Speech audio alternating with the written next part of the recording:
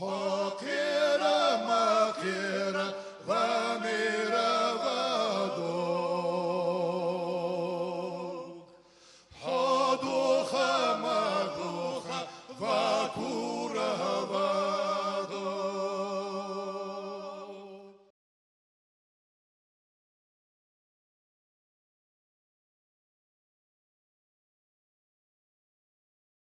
Добрый вечер, товарищи.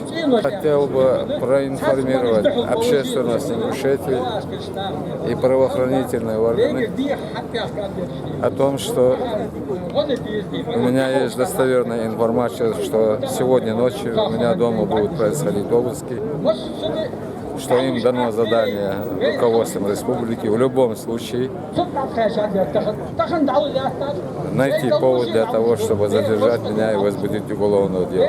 Вероятнее всего будет что-то подброшено, или оружие, или наркотики, или что-то еще.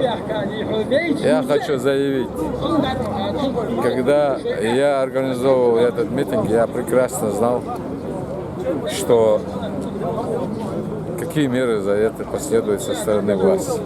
Поэтому сообщаю и предупреждаю органы. У меня дома никакого оружия нет. У меня дома никаких наркотиков нет и никогда не было. У меня даже водки нет дома.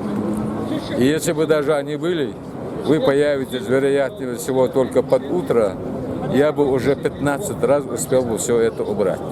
Поэтому не советую вам подбрасывать мне ни оружие, ни наркотики, ничего подобного.